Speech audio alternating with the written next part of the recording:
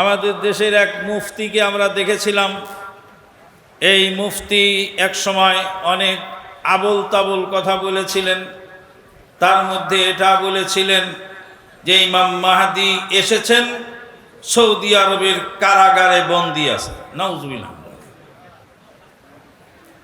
নিশ্চয়ই সে লোক জুহাইমান আল উতাইবির অনুসারী হবে। জুহাইমান আল উতাইবি এই কুলাঙ্গার 1979 সালে 20শে নভেম্বর কাবা ঘরকে ঘেরাও করেছিল। এত বড় সিটারি আর বাটপারি ইতিহাস আর কোনোদিন ঘটেনি। মুর্দার লাশের কফিনের মধ্যে অসংখ্য অস্ত্র শস্ত্র নিয়ে কাবা ঘরে মুর্দা নিয়ে দেওয়া হচ্ছে জানাজার জন্য। মুর্দার লাশের কফিনের মধ্যে অসংখ্য অস্ত্র শস্ত্র সুসজ্জিত, প্রায় 200 অস্ত্রধারী হাজার হাজার মুসল্লিকে এই জুহাইমান আল উতাইবি আলাইহি মা ইয়াস্তাহিকু মিনাল্লাহ সৌদি সরকারের পতন ঘটাবে। ইমাম মাহদী এসে গেছেন। তার শ্বশুরের নাম হলো মোহাম্মদ আল কাহতানি। মোহাম্মদ আল কাহতানিকে ইমাম মাহদী বলে ঘোষণা দিয়ে এই জুহাইমান আল উতাইবি কাবা ঘরে রক্তপাতের সূত্রপাত ঘটিয়েছিল। সুদক্ষ বাহিনী এবং অন্যান্য মুসলিম দেশের সোলজার মিলে 1979 সালের 20শে নভেম্বরে সেই হৃদয় বিদারক ঘটনার সমাপ্তি ঘটেছিল। পরবর্তীকালে 1980 সালের 9 জানুয়ারিতে এদেরকে উপযুক্ত শাস্তির মাধ্যমে এই সমস্ত পথ ও পদ্ধতি বন্ধ করা হয়। ইমাম মাহদী আলাইহিস সালাম যখন আসবেন তখন আমরা বুঝতে পারব সিদ্দাবে সামুরার সেই গুহায় গিয়ে আমাদের অপেক্ষা করার কিছু নেই। এটা হলো শিয়াদের খাসলত, এটা আহলে সুন্নাত ওয়াল জামাতের খাসলত নয়। সম্মানিত উপস্থিতি, তাদের আকীদা বিশ্বাস হলো তাদের ইমাম অতীত ভবিষ্যৎ যাবতীয় গায়েবের খবর জানে। তাদের বড় ইমাম লেখক, তার নাম হলো কুলাইনি। কুলাইনির একখানা গ্রন্থ আছে, গ্রন্থের নাম হলো আল কাফি। এই কাফি গ্রন্থের লেখকের নাম কুলাইনি। কুলাইনির লেখা এই কাফি গ্রন্থে তারা এই সমস্ত কথা বলেছেন। আমাদের যেমন সহিহুল বুখারী আমাদের কাছে খুব মর্যাদাবান, শিয়াদের কাছে এই কুলাইনির আল কাফি গ্রন্থ খুবই মর্যাদাবান। সম্মানিত উপস্থিতি, তাদের আরও বক্তব্য হলো ইমামদের চেনা ও মানা ফরজ। ইমামদের অস্বীকারী ব্যক্তি কাফের, নাউজুবিল্লাহ মিন যালিক। তাদের প্রতি রাসূলের আনুগত্য পোষণ করতে হয়। এছাড়াও ইমামগণ নিষ্পাপ। তারা কোনো বস্তুকে হালাল ঘোষণা দিলে সেটা হালাল হয়ে যায়, কোনো বস্তুকে হারাম ঘোষণা দিলে হারাম ঘোষণা হয়ে যায়।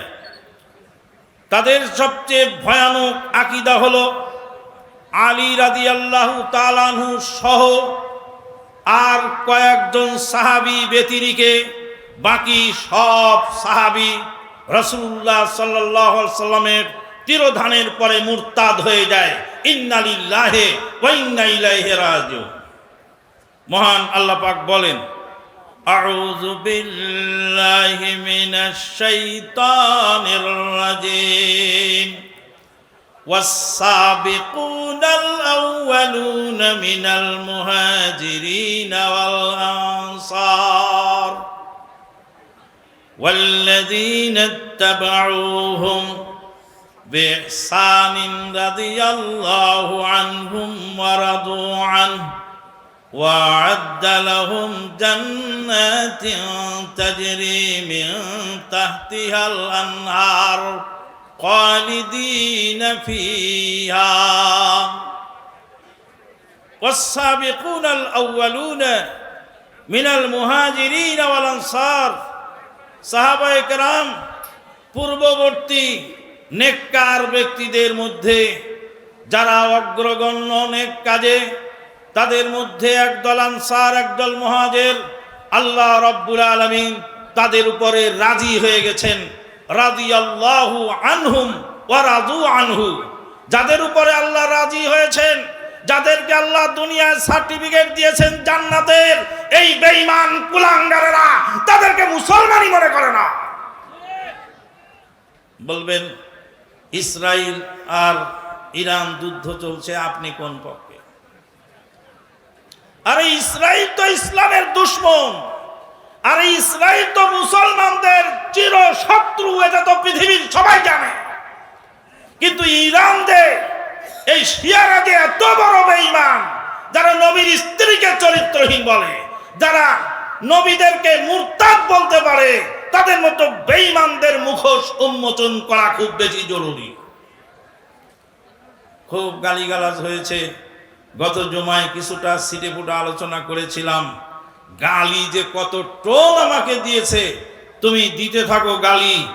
তোমার যদি হাসর হয় ওই খামেনির সঙ্গে, তোমার যদি হাসর হয় ইব্রাহিম রইসির সঙ্গে, আমাদের হাসর যেন হয় মজলুম সাহাবী ওমর ইবনুল খাত্তাব রাদিয়াল্লাহু তাআলা আনহুর সঙ্গে, আবু বকর সিদ্দিক রাদিয়াল্লাহু তাআলা আনহুর সঙ্গে। আমাদের হাসর যেন হয় সাহাবায়ে আজমাইনের সঙ্গে। সম্মানিত উপস্থিতি, তাদের আরো আকীদা হলো জিবরিল আলাইহিস সালাতু ওয়াস সালাম যেই কোরআন নিয়ে এসেছে, সেই কোরআন বর্তমান কোরআনের চেয়ে 3 গুণ বড়, কিন্তু তার একটি হরফও বর্তমান কোরআনে নেই। নাউযুবিল্লাহ মিন যালিক। তাদের কোরআনের মধ্যে নতুন সূরা আছে, সূরাটার নাম হলো সূরাতুল বিলায়াহ। তারা হলো জিবরিল আমিনের দুশমন। তারা সালাতের পরে রানের উপরে হাত মারে আর বলে খানাল আমিনু, খানাল আমিনু, খানাল আমিনু। আমানতদার খেয়ানত করেছে, জিবরিল আমিন খেয়ানত করেছেন, জিবরিল আমিন খেয়ানত করেছেন। নাউযুবিল্লাহ মিন যালিক। জিবরিল আমিন হলেন আমানতদার। আল্লাহ পাক ওহী দিয়েছেন। আল্লাহ বলেন ইন্না আরাদনাল আমানাতা আলাস সামাওয়াতি ওয়াল আরদি ওয়াল জিবাল ফাবাইনা আন ইয়াহমিলনাহা ওয়া আশফাকনা মিনহা ওয়া হামালাহাল ইনসান ইন্নাহু কানা যালুমান জাহুলা। আল্লাহ পাক কোরআন দিয়েছেন আমানত। আমানত এনেছেন উপর থেকে যিনি, তিনি হলেন জিবরিল আমিন। আর যার হাতে আমানত সুপর্দ করেছেন তিনি হলেন মুহাম্মদ আল আমিন সাল্লাল্লাহু আলাইহি ওয়াসাল্লাম। আমানত এসেছে আমানতদারের হাতে। কিন্তু এই বেঈমানদের বক্তব্য হলো জিবরিল আমিন খেয়ানত করে ওহী দেওয়ার কথা ছিল আলী রাদিয়াল্লাহু তাআলা আনহুকে। আলী রাদিয়াল্লাহু তাআলা আনহুকে ওহী না দিয়ে ওহী দিয়েছেন জিবরিল আলাইহিস সালাম মুহাম্মদুর রাসূলুল্লাহ সাল্লাল্লাহু আলাইহি ওয়াসাল্লাম। তাই তারা সালাতের পরে সালাম ফিরাবার আগে রানের উপর চাপড়ায় আর বলে খানাল আমিনু, খানাল আমিনু, খানাল আমিনু। শাইখুল ইসলাম ইমাম ইবনে তাইমিয়া রাহিমাহুল্লাহ বলছেন, ওদের মাথায় তো বুদ্ধি নাই। যারা বেদাত করে ওদের মাথায় বুদ্ধি থাকে না। গাধা ব্যাককল সারা বেদাত কেউ করে না।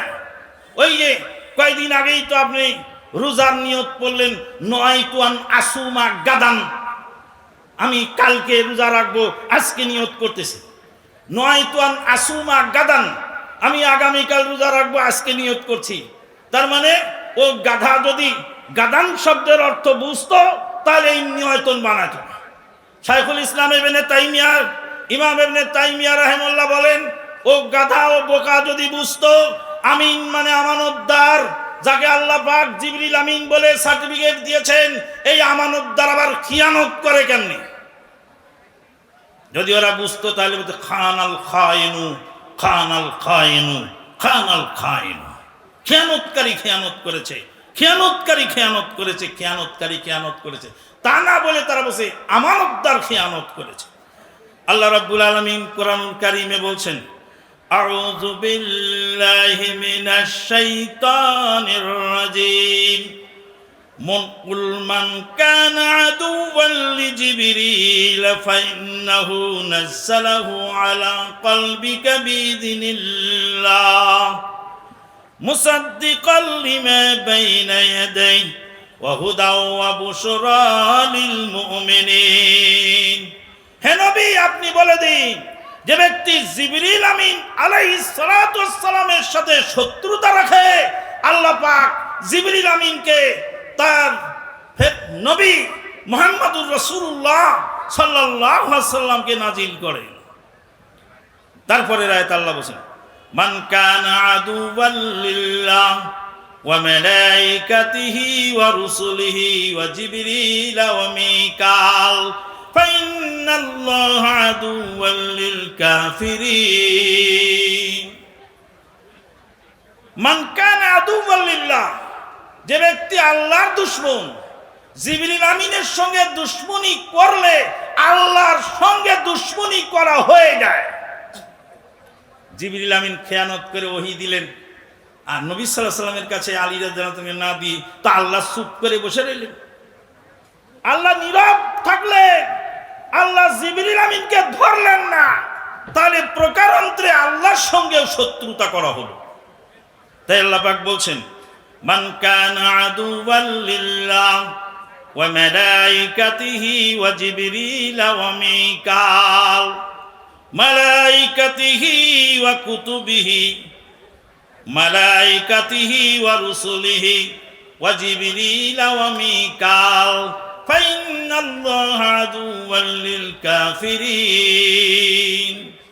সূরা বাকারা ৯৮ নম্বর আয়াত আল্লাহ পাক বলছেন যারা আল্লাহর সঙ্গে দুশমনি রাখে, ফেরেশতাদের সঙ্গে দুশমনি রাখে, নবী এবং রাসূলদের সঙ্গে শত্রুতা রাখে, জিবরিল আলাইহিস সালামের সঙ্গে শত্রুতা পোষণ করে, মিকাইল আলাইহিস সালামের সাথে শত্রুতা পোষণ করে, নিশ্চয় আল্লাহ পাক এই কাফেরদের দুশমন।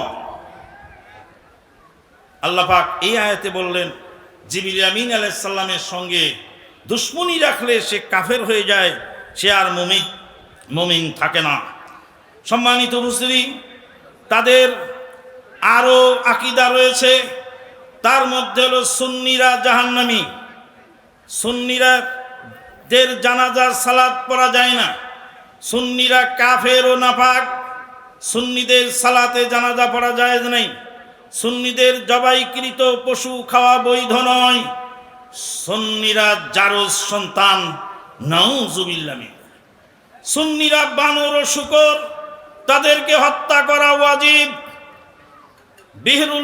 বাহরুল আনোয়ার ৮ খণ্ড ৩৬৮ থেকে ৩৭০ পৃষ্ঠা পর্যন্ত।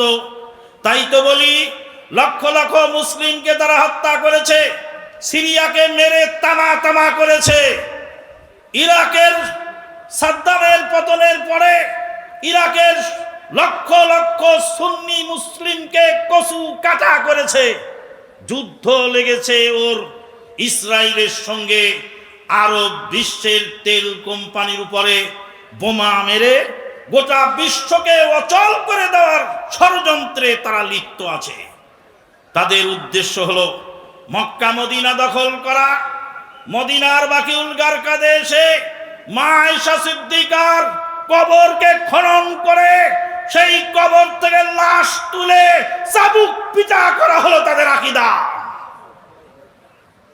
আপনি যদি তাদেরকে মুসলিম মনে করেন আর বলেন, আপনার জন্য আমার সোজা 7টা কথা হলো আল্লাহ যেন তাদের সাথে আপনাকে হাসরে উঠার তৌফিক দেয়। আর আমি মুসলিম মনে করি উমরে ফারুক রাদিয়াল্লাহু তাআলা আনহুকে, মুসলিম মনে করি আবু বকর সিদ্দিক রাদিয়াল্লাহু তাআলা আনহুকে, মুসলিমা মনে করি সিদ্দিকা বিনতুস সিদ্দিক মুবাররাতুম মিন ফাওকে সাবে সামাওয়াত। বাপ হলেন সিদ্দিক, বেটি হলেন সিদ্দিকা। 7 আসমানের উপর থেকে আল্লাহ পাক যাকে ক্যারেক্টার সার্টিফিকেট দিয়েছিলেন মা জননী আয়েশা সিদ্দিকা রাদিয়াল্লাহু তাআলা। সম্মানিত উপস্থিতি, তাদের আকীদা বিশ্বাস অনুযায়ী তারা সমস্ত সাহাবীদেরকে কাফের ও মুরতাদ মনে করে। এবার বুঝতে পারছেন আরব বিশ্বে বোমা ফেলানোর উদ্দেশ্যটা কি? তারা মক্কা মদিনা দখল করতে চায়। বলছিলাম আগেই, মক্কা দখল করার জন্য জুহাইমান আল উতাইবি এই কুলাঙ্গার 1989 সালের 20 নভেম্বর মক্কা ঘরে ফজরের সালাতের আগে লাশ ঢুকানোর নাম করে লাশের কফিনের মধ্যে অসংখ্য অস্ত্রশস্ত্র তারা ঢুকিয়েছিল। ইসলাম ও মুসলমানদেরকে ক্ষতি করাটাই হলো তাদের কাজ। তাদের আকীদা বিশ্বাস সম্পর্কে বলতে গেলে রাত ভোর হয়ে যাবে, বলা শেষ হবে না। তাদের সম্পর্কে আমাদের মহামতি ইমামগণ কি বলেছেন? মহামতি ইমাম মালিক রাহিমাহুল্লাহ বলেন, সাহাবায়ে কেরামদেরকে যারা গালি দেয় তারা কশ্চিনকালেও মুসলিম হতে পারে না, ইসলামে তাদের কোনো অংশ নাই। ইমাম শাফি রাহিমাহুল্লাহ বলছেন, শিয়াদের মতো প্রবৃত্তি পূজারী এবং মিথ্যাবাদী, মিথ্যা সাক্ষ্যদানকারী আমি আর দেখি নেই। তাদের ধর্মটাই হলো তাকিয়া নীতি, যেটা মিথ্যার উপরে প্রতিষ্ঠিত। দুঃখজনক হলো সত্য, আমাদের দেশের এক শ্রেণীর লোক এইভাবে আছে ধর্মের নামে অধর্মের কাজ।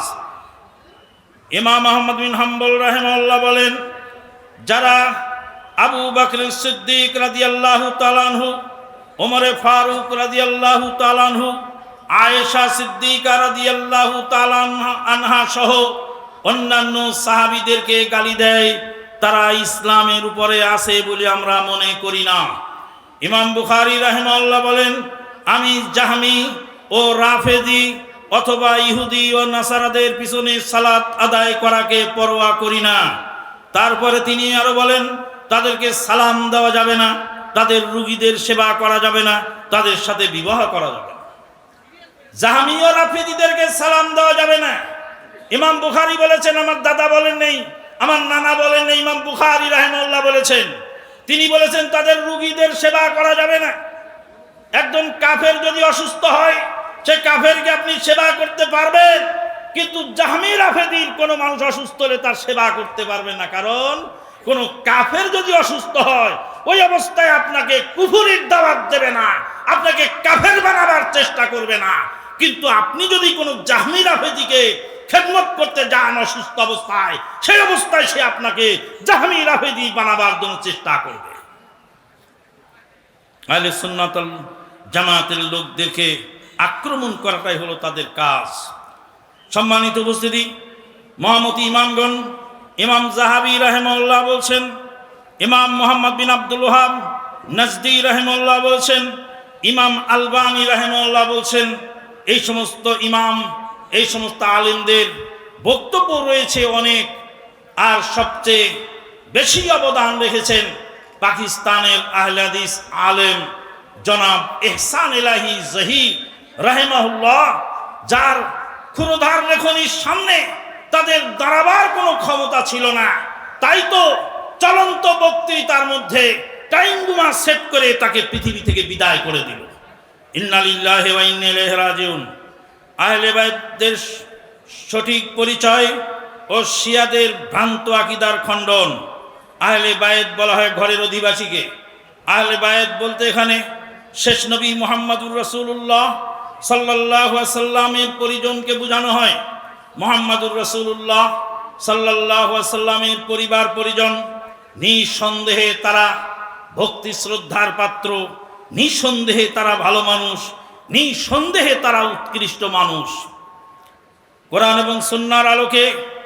কিন্তু এখানে এই আহলে বায়েতের ভক্তির আতিশয্যতা দেখিয়ে মানুষের মধ্যে প্রান্তিকতা সৃষ্টি হয়। কোরআন হাদিসের আলোকে আহলে বায়েতের পরিচয়, আহলে বায়েতের প্রথম পরিচয় হলো নবী পত্নীগণ এবং তার নিকটস্থ আত্মীয় স্বজন।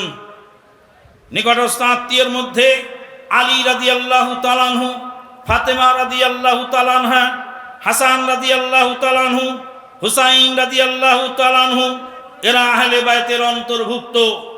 আমরা আহলে বায়েতকে ভক্তি করি, ভালোবাসি, কিন্তু আহলে বায়েতকে ভক্তি বেশি করতে গিয়ে পাক পাঞ্জাতন আকীদায় বিশ্বাসী নই। যারা 5 কলি টুপি মাথায় দেয়, ওদের টুপির উপরে লেখা থাকে আলী রাদিয়াল্লাহু তাআলা আনহু, ফাতেমা রাদিয়াল্লাহু তাআলা আনহা, হাসান রাদিয়াল্লাহু তাআলা আনহু, হুসাইন রাদিয়াল্লাহু তাআলা আনহু, নবী মুহাম্মদুর রাসূলুল্লাহ সাল্লাল্লাহু আলাইহি ওয়াসাল্লাম। পাক মানে পবিত্র, পাঞ্জা মানে 5 জন, তন মানে ব্যক্তি, পবিত্র 5 জন ব্যক্তি। এই 5 জন পবিত্র, আর বাকি সব অপবিত্র। নাউজুবিল্লাহ মিন যালিক।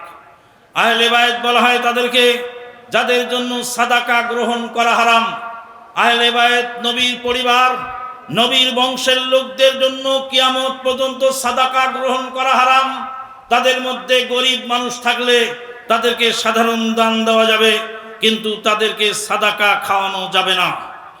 আহলে বায়তদের মধ্যে আলী রাদিয়াল্লাহু তাআলা আনহু, আলী রাদিয়াল্লাহু তাআলা আনহু চাচাতো ভাই আকিল রাদিয়াল্লাহু তাআলা আনহু, জাফর বিন আবি তালেব রাদিয়াল্লাহু তাআলা আনহু, আব্বাস রাদিয়াল্লাহু তাআলা আনহুর বংশধর। এরাই হলেন আহলে বায়ত। সহিহ মুসলিম 2408 নম্বর হাদিস দ্রষ্টব্য। সম্মানিত উপস্থিতি, আমরা এর থেকে বুঝতে পারলাম যে আমরা আহলে বায়তকে অনুসরণ করব, আহলে বায়তকে ভক্তি শ্রদ্ধা করব, কিন্তু আহলে বায়তের নাম দিয়ে এই বিভ্রান্তির কোনো সুযোগ নেই। আহলে বায়তের সবচেয়ে বড় বৈশিষ্ট্য হলো শেষ জামানায় ইমাম মাহদী আলাইহিস সালাতু ওয়াস সালাম আসবেন, তিনি এই আহলে বায়ত থেকেই আসবেন, ফাতেমা রাদিয়াল্লাহু তাআলা আনহুর বংশ থেকে আসবেন। শিয়াদের কিছু ভ্রান্ত আকীদা, শিয়া সম্প্রদায় আহলে বায়তের দাবি করলেও কিন্তু আকীদা তাদের ভ্রষ্ট। তাদের প্রথম ভ্রান্তি হলো নবী পত্নীগণকে আহলে বায়ত থেকে বের করে দেওয়া। তারা নবী পত্নীদেরকে আহলে বায়তের অন্তর্ভুক্ত মনে করছেন না। মা আয়েশা সিদ্দিকা রাদিয়াল্লাহু তাআলা আনহাকে গালিগালাজ করছেন, মা হাফসা রাদিয়াল্লাহু তাআলা আনহাকে গালিগালাজ করছেন। যেই মা দুখিনী মা আয়েশা জীবনের সব কিছু বিলিয়ে দিয়েছিলেন বাপের মতো, খেয়ে না খেয়ে ইসলামকে হেফাজতের কাজে লেগেছিলেন, সেই মা আয়েশা সিদ্দিকা রাদিয়াল্লাহু তাআলা আনহাকে গালিগালাজ করাটাই হলো তাদের ধর্ম। আল্লাহ রাব্বুল আলামিন বলেন, ইউরিদুল্লাহু লিইউযহিবা আনকুমুর রিজসা আহলাল বাইত ওয়া ইউতাহহিরুকুম তাতহীরা। সূরা আহজাব। নবী পত্নীদেরকে লক্ষ্য করে আল্লাহ পাক এখানে আহলে বায়ত শব্দ উল্লেখ করেছেন। কোরআনের আয়াত সূরা আহজাবের 33 নম্বর আয়াতে বোঝা যায় নবী পত্নীগণ আহলে বায়তের অন্তর্ভুক্ত। তোমরা যে আহলে বায়তের দাবিদার আর নবী পত্নীদেরকে গালিগালাজ করে, নবীর স্ত্রীদেরকে গালাগালি করে তোমরা কি করে আহলে বায়তের অনুসারী হও, আমাদের বুঝে ধরে না। 2 নম্বর হলো আহলে বায়তের লোকেরা হলো নিষ্পাপ, তাদেরকে ইসমত দান করা হয়েছে। জিনা ইসমত শুধু নবী এবং রাসূলদেরকে, আল্লাহ রাব্বুল আলামিন নবী এবং রাসূলদেরকে পাপের ঊর্ধ্বে রেখেছেন। বাকি স্বাভাবিক যত বড় রথী মহারথী হন না কেন, প্রত্যেকের মধ্যেই কিছু ভুল হওয়া স্বাভাবিক আছে। এটাই হলো আহলে সুন্নাত ওয়াল জামাতের আকীদা। 3 নম্বর ভ্রান্তি, সাহাবায়ে কেরামদেরকে হেউ তুচ্ছ করে আহলে বায়তকে বড় করে শিয়ারা ভালোবাসার নাম দিয়ে ওমরে ফারুক রাদিয়াল্লাহু তাআলা আনহু, ওমরে ফারুক রাদিয়াল্লাহু তাআলা আনহুকে হত্যা করেছিল যেই বেঈমান আবু লুলু ফিরোজ। সেই বেঈমান আবু লুলু ফিরোজের কবরকে মাজার বানিয়ে ওরা সেখানে তার কাছে তার পূজা করে থাকে। মুসলিম জাহানের খলিফা ওমর ইবনুল খাত্তাবকে মসজিদে নববীতে সালাতরত অবস্থায় হত্যা করেছিল যেই বেঈমান আবু লুলু ফিরোজ, সেটা হলো তাদের বড় বুজুর্গ।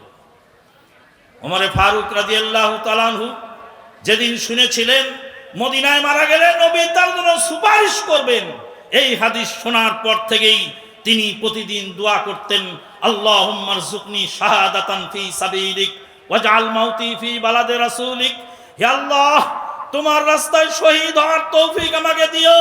তোমার রাসূলের শহরে যেন আমার মৃত্যু হয়, রাসূলের শহরেই নয়, রাসূলের মসজিদে, রাসূলের মসজিদেই নয়, রাসূলের জায়নামাজে, রাসূলের জায়নামাজেই নয়, রাসূলুল্লাহ সাল্লাল্লাহু আলাইহি ওয়াসাল্লামের জায়নামাজে দাঁড়িয়ে ফজরের সালাতরত অবস্থায় এই বেঈমান আবু লুলু ফিরোজ ওমর ইবনুল খাত্তাব রাদিয়াল্লাহু তাআলা আনহুকে হত্যা করেছিল।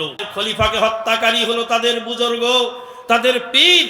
সম্মানিত উপস্থিতি, আরো অনেক কথা আছে যেগুলি বলতে গেলে সময় আর কুলায় না। এখানে কয়েকটি জিনিস জানা দরকার। এরা এক সময় জহাইমান উতাইবির যে দুর্ঘটনা, তার পাশাপাশি আরো কিছু দুর্ঘটনা, এক সময় তারা হাজরে আসাদকে চুরি করে নিয়ে যায়। মিনার মাটিতে হাজিদের সামনে বিস্ফোরণ ঘটিয়ে তারা অসংখ্য হাজিকে হত্যা করে। আমরা সচক্ষে দেখলাম। মিনার মসজিদে ঢুকতেছিলাম, হঠাৎ করে মানুষ চিৎকার করে উঠলো, সেই এহরাম পরা হাজির গায়ে বেলেট মেরে রক্তাক্ত করে ফেলো, সাদা কাফন রক্তাক্ত হয়ে গেল। এরা কোন জাতের মুসলমান? সুন্নিদেরকে মারলেই তাদের নেকি। তারা কোরআনের আয়াতকে বদলিয়ে পড়ে। ফামসাহু বিরুসিকুম ওয়া আরজুলিকুম, ওয়া আরজুলাকুম আছে, কিন্তু ওরা আরজুলিকুম পড়ে।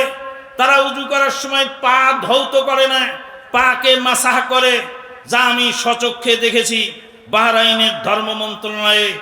আমি তো ছিলাম সুন্নি আওকাফের অন্তর্ভুক্ত খতিব, আর ওরা ছিল আওকাফের জাফরিয়ার খতিব। একসঙ্গে যখনই মিনিস্ট্রি কোনো প্রোগ্রাম হতো, তখন তাদেরকে দেখতাম উজু করার সময় তারা পা ধোয় না, পা মাসেহ করে। তাদের আজানের মধ্যে তারা বলে, আশহাদু আন্না আলিয়ান ওয়ালিউল্লাহ, আশহাদু আন্না আলিয়ান হুজ্জাতুল্লাহ, আশহাদু আন্না আলিয়ান ওয়ালিউল্লাহ, আশহাদু আন্না আলিয়ান হুজ্জাতুল্লাহ। ও ভাই, আবেগে তাড়িত হবেন না। এখন বলবেন সৌদি আরবের ঘাঁটির উপরে ওরা বোমা মারে। সৌদি আরবের ঘাঁটি কেন আসলো এখানে? সৌদি আরবে সৌদার কেন আনতে হলো? তোমাদের কারণেই তো সেটা করতে হয়েছে। যখন সাদ্দাম কি বলে কুয়েত দখল করলো, তখন তো সৌদি আরবের গ্রান্ড মুফতির ফতোয়া অনুযায়ী যখন সোলজার আনা হয়েছিল, অনুমোদন দেওয়া হয়েছিল, তখন তো তোমরাও বাহাবা জানিয়েছিলে। এখন আবার এই সমস্ত অজুহাত কেন তুলে ধরো? গোটা বিশ্বকে অচল করবার জন্য, আহলে সুন্নাত আল জামাতের লোকদেরকে শেষ করে দেওয়ার জন্য তারা যে অপতৎপরতায় লিপ্ত আছে, আমরা তাদের বিরুদ্ধে আল্লাহর কাছে দোয়া করি। আল্লাহুম্মা নাজআলুহুম, আল্লাহুম্মা নাজআলুকা ফি নুহুরিহিম ওয়া নাউযু বিকা মিন শুরুরিহিম। আল্লাহুম্মা আলাইকা বিইসরাঈল ওয়া মান আওয়ানাহু, আল্লাহুম্মা আলাইকা বিশশিঈন ওয়া মান আওয়ানাহুম, আল্লাহুম্মা আলাইকা বিল গাসিবিন ওয়া মান আওয়ানাহুম, আল্লাহুম্মা আলাইকা বিআদাই আহলিস সুন্নাতি ওয়াল জামাআহ, আল্লাহুম্মা আলাইকা বিআদাই জিবরিল, আল্লাহুম্মা আলাইকা বিআদাই আমবিয়াই ওয়াল মুরসালিন, আল্লাহুম্মা আলাইকা বিআদাই আসহাবির রাসূল সাল্লাল্লাহু আলাইহি ওয়াসাল্লাম। হাযা মা ইনদি ওয়াল ইলমু ইনদাল্লাহ ওয়া আখিরু দাওয়ানা আনিল হামদুলিল্লাহি রাব্বিল আলামিন। সুবহানাকা আল্লাহুম্মা বিহামদিক, আশহাদু আল লা ইলাহা ইল্লা আনতা, আস্তাগফিরুকা ওয়া আতুবু ইলাইক। আসসালামু আলাইকুম ওয়া রাহমাতুল্লাহি ওয়া বারাকাতুহু।